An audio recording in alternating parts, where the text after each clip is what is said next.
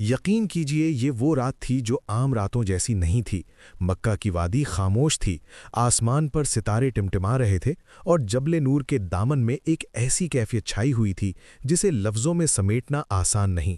اسی پہاڑ پر ایک چھوٹی سی غار تھی جسے غار ہرا کہا جاتا ہے۔ یہ غار صرف پتھروں کی پناہ گاہ نہیں تھی بلکہ ایک ایسے دل کی خلوت گاہ تھی جو سچ کی تلاش میں بے قرار تھا۔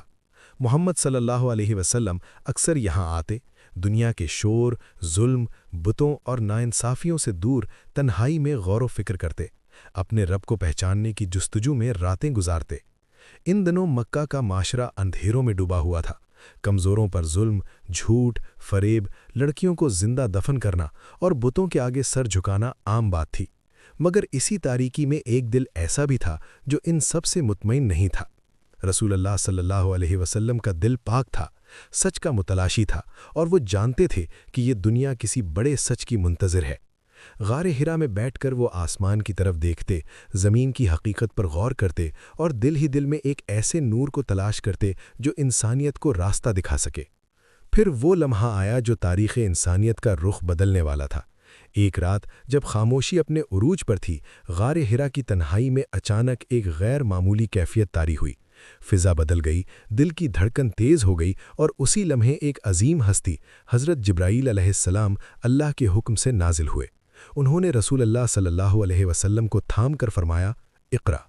یہ لفظ صرف پڑھنے کا حکم نہیں تھا، یہ انسانیت کے لیے علم، شعور اور ہدایت کا دروازہ تھا۔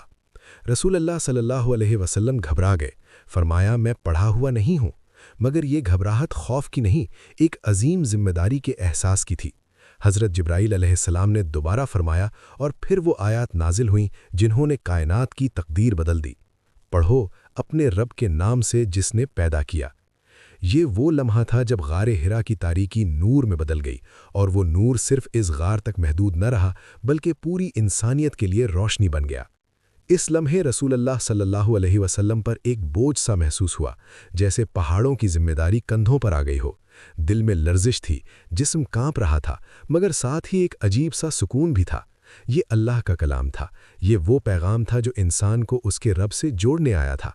غار ہرا اب صرف ایک غار نہیں رہی تھی، یہ وحی کا پہلا مرکز بن چکی تھی، جہاں سے حق کا سفر شروع ہوا۔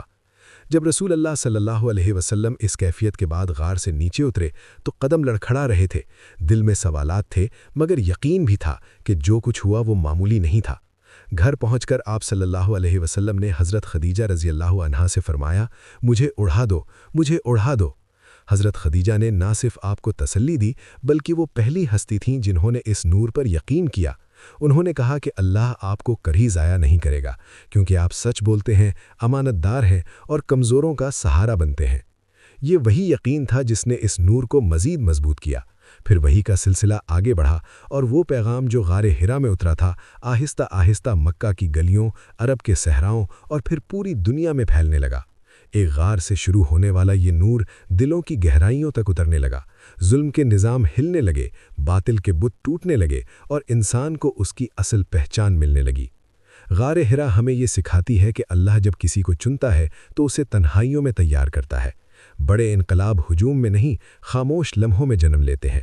یہ غار ہمیں بتاتی ہے کہ علم، غور و فکر اور اخلاص وہ راستے ہیں جن سے نور اترتا ہے۔ اگر دل سچا ہو، نیت صاف ہو اور تلاش خالص ہو تو اللہ خود راستہ دکھاتا ہے۔ آج بھی غار ہرا کا پیغام زندہ ہے۔ یہ ہمیں دعوت دیتا ہے کہ ہم بھی اپنے دلوں میں جھانکیں، شور سے نکل کر سچ کی تلاش کریں اور اس نور کو اپنائیں جو ہمیں اللہ کے قریب لے جائے۔ کیونکہ جو نور غار ہرا میں اترا تھا وہ صرف ایک زمانے کے لیے نہیں تھا، وہ ہر دور، ہر انسان اور ہر اندھیرے کے لیے ہدایت بن کر آیا تھا۔